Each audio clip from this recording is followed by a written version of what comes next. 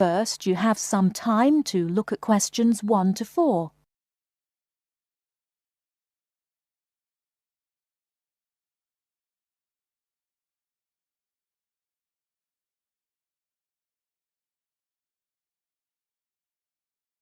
Now we shall begin. You should answer the questions as you listen, because you will not hear the recording a second time. Listen carefully and answer questions 1 to 4. Global Bicycle Tours, may I help you? Yes, thank you. I'd like to sign up for a bicycle tour. Which tour were you interested in? We have the River Valley Tour coming up in June and the Mountain Tour in July. The River Valley tour is in June. I thought it was in May. It actually takes place the first week of June. Oh, I see. Well, I can still do that. The River Valley tour is the one I want. Splendid. Just let me take your information. May I have your name, please? Carla Schmidt. That's Carla with a K, not a C. K-A-R-L-A. Thank you, Ms. Schmidt. Address?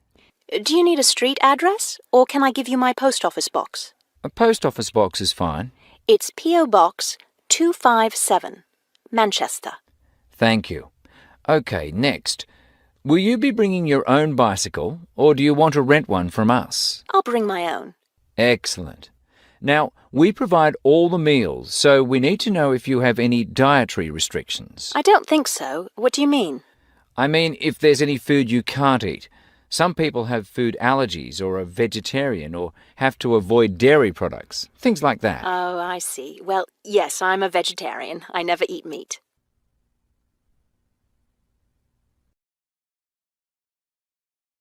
Before you hear the rest of the conversation, you have some time to look at questions 5 to 10.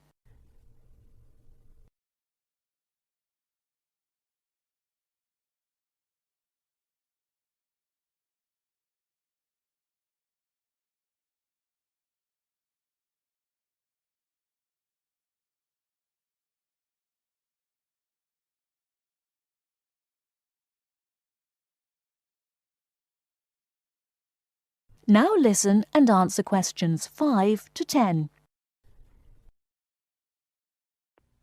All right, I'll make a note of that. Now, the total cost of the tour is $750. That much? The price includes everything. Food, hotel, transportation, everything. Everything? Yes, everything. The only other thing is you'll want to tip the tour guide. We usually recommend 5% of the total tour cost. A 5% tip.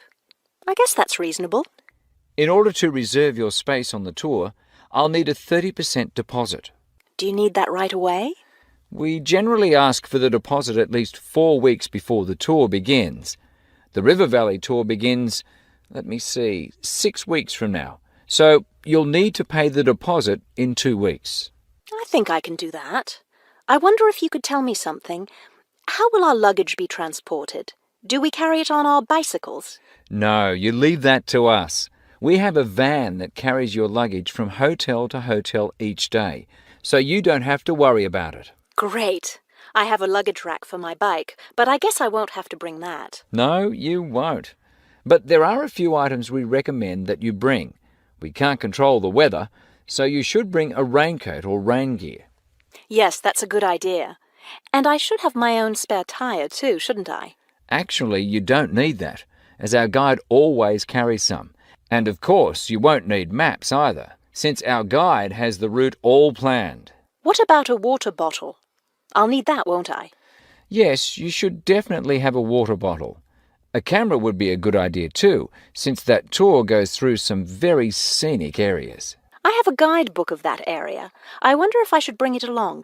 We don't recommend guidebooks. It would just be extra weight, and the tour guide knows a great deal about the area. Yes, I see. Is there anything else I need to know? I think we've covered the important points. I'll send you a tour brochure, and you can call again if you have any questions. Thank you very much.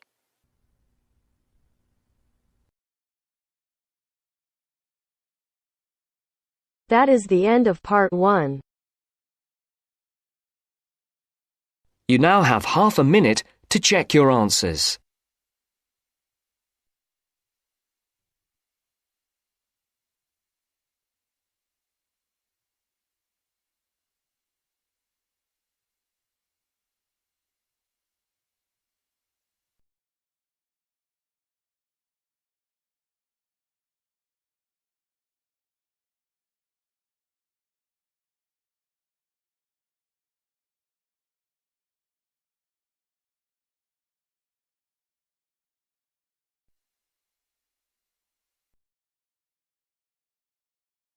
Now turns to part 2. Part 2. You will hear a trainee teacher called Eve talking to her university tutor about her preparations for teaching practice. First, you have some time to look at questions 11 to 15.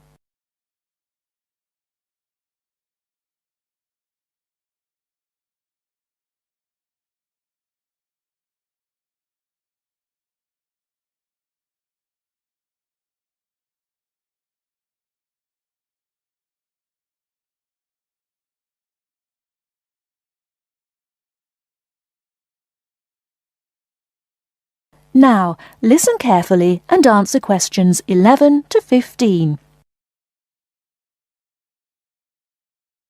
Hello, Eve. Come in and sit down. How's it going? Fine, thanks. I'm looking forward to my teaching practice next week. Good. Now, you've got 2 classes, haven't you? Year 3 and Year 6. Have you done your lesson plans? Well, I've decided to take the topic of renewable energy. I haven't done a lesson plan for Year 6 yet, but I thought I'd base their lesson on an example of very simple technology. So, I've brought this diagram to show you. I got it from the internet. Let's see. A biogas plant. So this is equipment for producing fuel from organic waste? Yes. The smaller container on the left is where you put the waste you've collected. Right, and from there it's piped into the larger tank. That's right. And that's slurry on the base of the larger tank. Right. And what exactly is slurry? It's a mixture of organic waste and water. So is that pipe at the bottom where the water comes in? Yes, it is. As the slurry mixture digests, it produces gas, and that rises to the top of the dome. Then, when it's needed, it can be piped off for use as fuel in homes or factories. It's very simple. I suppose there's some kind of safety valve to prevent pressure build-up? That's the overflow tank. That container on the right. As the slurry expands, some of it flows into that, and then once some of the gas has been piped off, the slurry level goes down again, and the overflow tank empties again. I see. Well, I think that's suitably simple for the age level it's for. I look forward to seeing the whole lesson plan. Thanks. And can I show you my ideas for the Year 3 lesson? Of course. Let's... Before you hear the rest of the talk, you have some time to look at questions 16 to 20.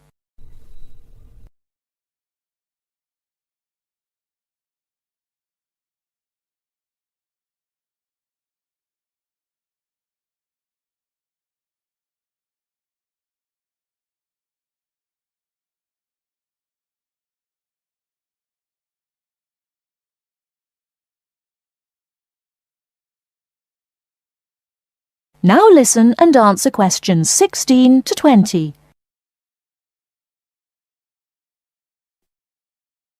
I thought I'd introduce the topic by writing the word energy on the board and reinforcing the spelling and the pronunciation. Then I'll do a little mime, run on the spot or something, to convey the sense. I'd keep it brief at this stage. Yes, I will. Then I'll wipe the word off and write the question, where does energy come from? And see what the pupils come up with. Fine. I'd suggest that you just brainstorm at this stage and don't reject any of their suggestions. Yes, that's what I was going to do.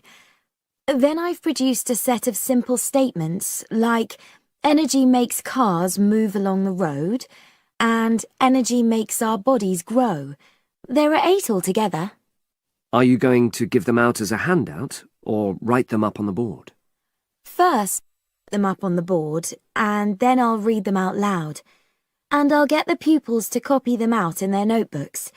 I'll also ask them to think up one more similar statement by themselves and add it to the list. Good idea. After that, I thought I'd vary things a bit by sticking some pictures up of things like the sun and plants and food and petrol and a running child. And I'll get the pupils to work out what order the pictures should come in terms of the energy chain. I think that's a very good idea. You could move the pictures around as the pupils give you directions. Yes, I think they'd enjoy that. And to finish off, I've made a gap fill exercise to give out. They'll be doing that individually, and while they're writing, I'll walk round and check their work. Good. And have you worked out the timing of all that? It'll probably take you right through to the end of the lesson. That is the end of part 2. You now have half a minute to check your answers.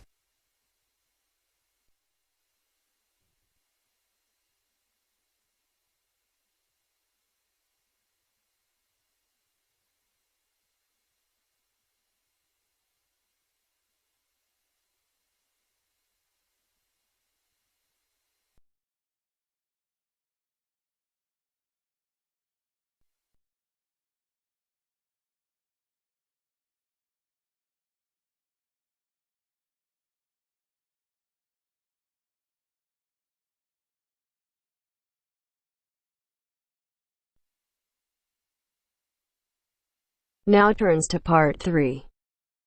Part 3. Maria is a student at university. She has handed the first draft of an essay to her tutor.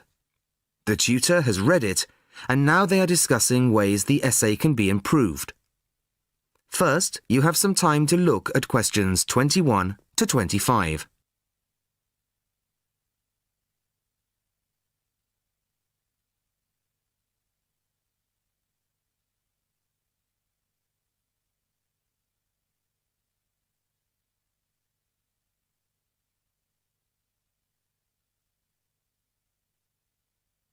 Listen carefully to the first part of the conversation and answer questions 21 to 25. Well, Maria, I have to say I was quite impressed by your essay. It's a big improvement on the last one. Really? I'm glad. I put a lot more work into this one. I really spent ages on it. And it shows. You've addressed most of the problems I pointed out last time. In particular, the style and language are much more appropriate for an academic essay. So that aspect is okay? Absolutely. If you carry on like this, you shouldn't have any significant problems in that department. That's a relief. I've been quite worried about that, although I've been reading a lot of other essays to try to get the right style. Well, I'd say you've been successful. There are just one or two minor things you could look at. Your punctuation's quite basic. It's really just full stops and commas. And parentheses. Brackets? Yes, brackets if you prefer. In academic writing, these are best used only occasionally, if at all. You use them rather too often. Okay, I see. And I'm sorry to mention it, but your spelling. I know. But I'm working on a foreign computer. The spell checker doesn't work for English. Are you sure? Have you tried changing the setting to English? No, I haven't. Well, I should see if that's possible. I haven't marked you down this time, but, well, some of my colleagues are a bit old-fashioned about spelling. I'd try to get that sorted out if I were you. Okay, I understand. I'll try to change the setting. Before you hear the rest of the conversation, you have some time to look at questions 26 to 30.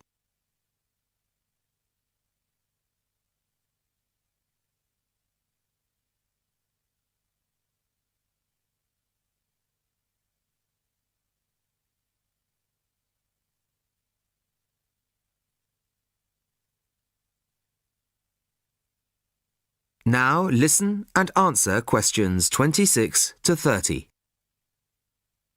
The only major problem I have with the content of your essay is the introduction. The introduction should, well, introduce the theme of the essay. You've put some of the most important points there. For example, this bit. The statistics about the growth of railways in the 1850s. That really should go in the main body of the essay. And so should this paragraph about changes in patterns of employment. In general, I'd say your introductory section should be no more than half as long as it is at the moment. Okay. And I should move those points forward? Precisely. And going back to the railways, they're one of the most significant factors for change in this period. But apart from those statistics in the introduction, you only briefly mentioned them. I'd like to see a lot more on that, and the influence the expansion of the railways had on patterns of social and economic behaviour.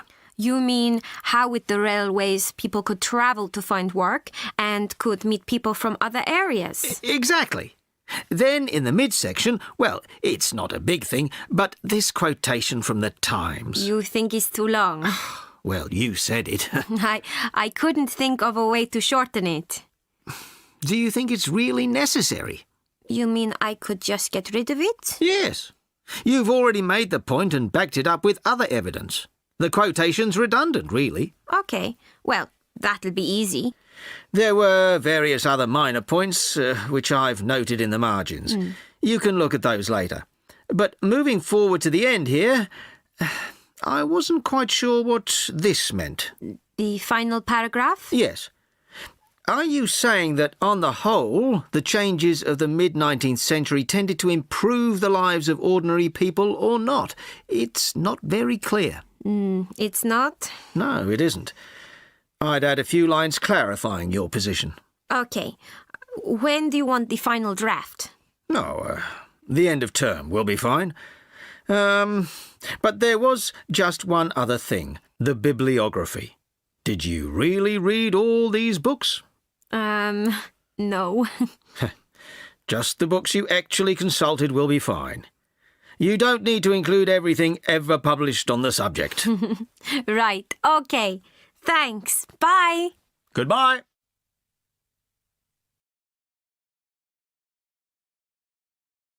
That is the end of part 3. You now have half a minute to check your answers.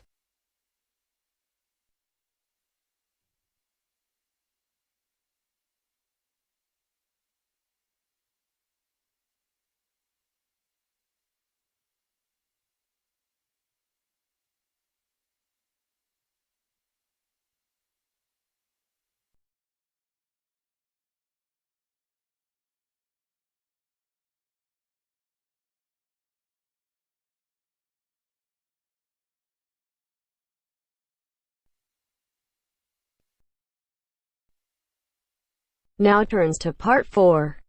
Part 4. You are going to hear a lecture on ecology. First, you have some time to look at questions 31 to 35.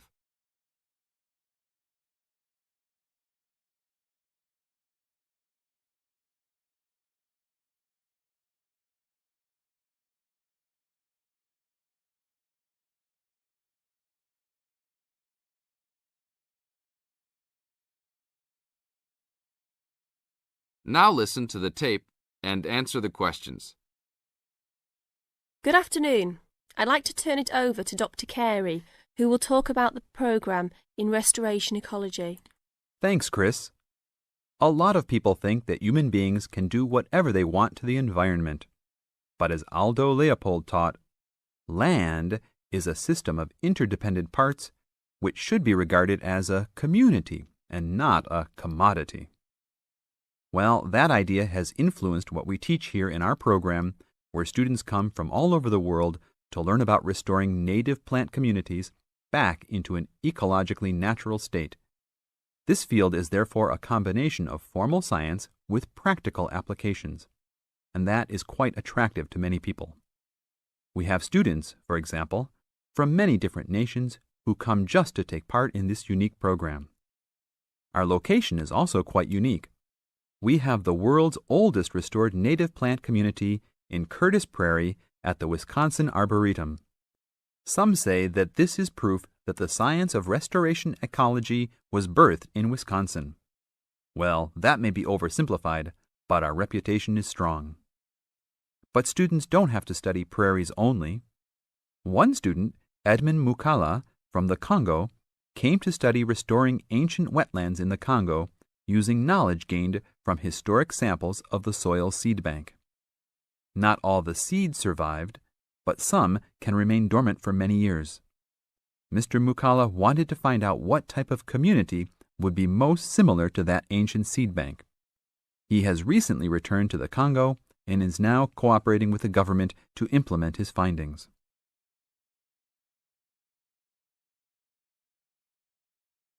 Now look at questions 36 to 40.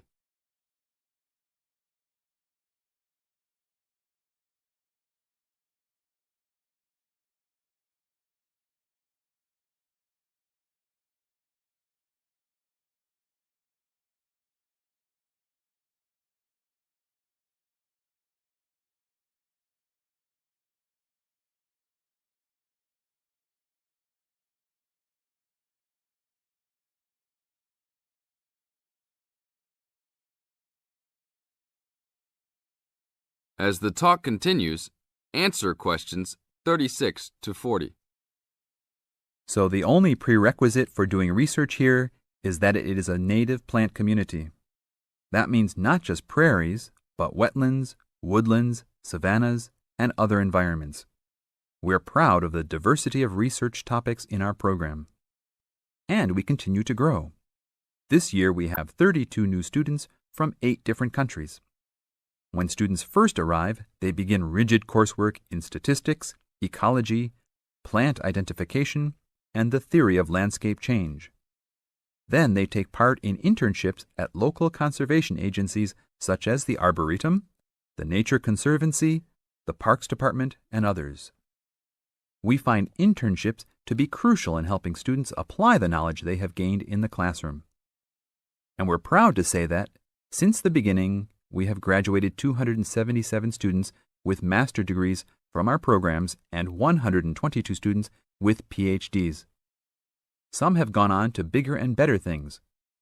One graduate is now the director of the Worldwide Fund for Nature in China. Another is the director of Parks Development in California. And others now lead their own research departments in universities around the world.